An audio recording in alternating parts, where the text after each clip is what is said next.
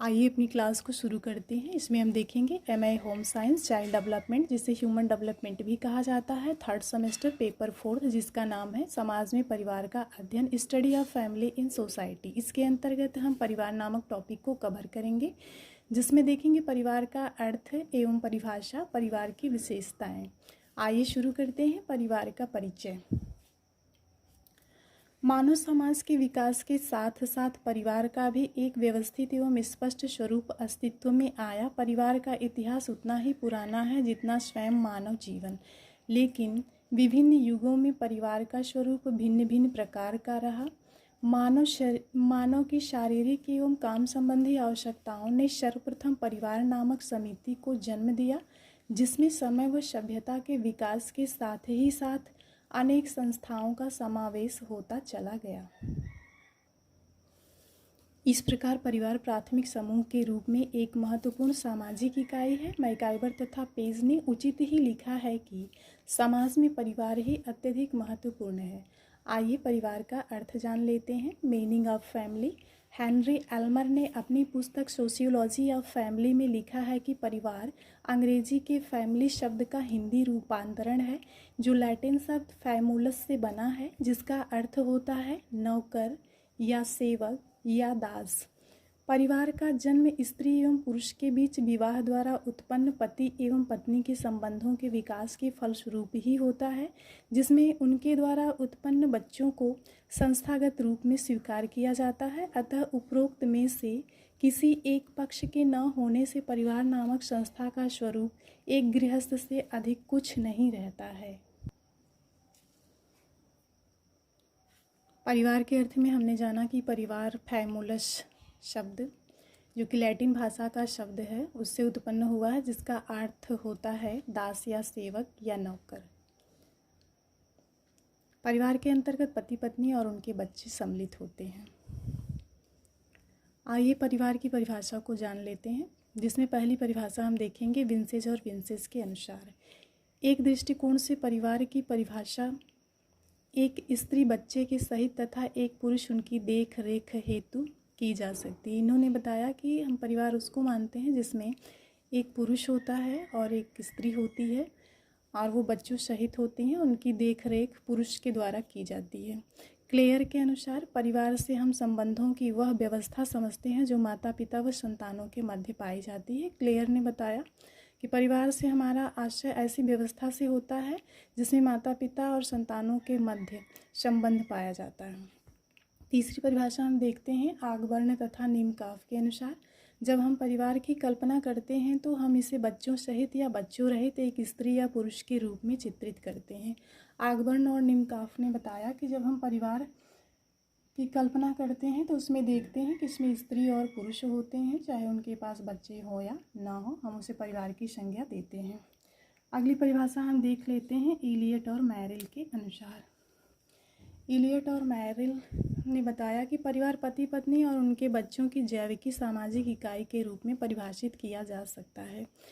अगली परिभाषा देख लेते हैं बिल्स तथा हाइजर के अनुसार। परिवार एक सामाजिक समूह के रूप में परिभाषित किया जा सकता है जिसके सदस्य रक्त संबंधों द्वारा बंधे रहते हैं। अगली परिभाषा हम देख लेते हैं मजूमदार, डॉक्टर मंजूमदार के अनुसार। ये परिभाषा बहुत ही महत्वपूर्ण है, ज़्यादातर सभी परीक्षाओं में पूछा जाता है, इसलिए इसको बहुत अच्छे से याद करिएगा। डॉक्टर मंजूमदार के अनुसार परिवार व्यक्ति का एक समूह है जो कि एक छत के नीचे रहते हैं, मूल एवं रक्त संबंधी सूत्रों से बंधे रहते हैं तथा स्थान रुचि कृतज्ञता की अन्योन्याश्रितता के आधार पर संबंध की चेतना रखते हैं। अगली परिभाषा है मैकाइवर एवं पेज के अनुसार। परिवार वह समूह है जो लिंग संबंध के आधार पर परिभाषित किया गया है और काफ़ी छोटा व इतना ही स्थायी है कि बच्चों की उत्पत्ति और पालन पोषण की व्यवस्था करने योग्य है।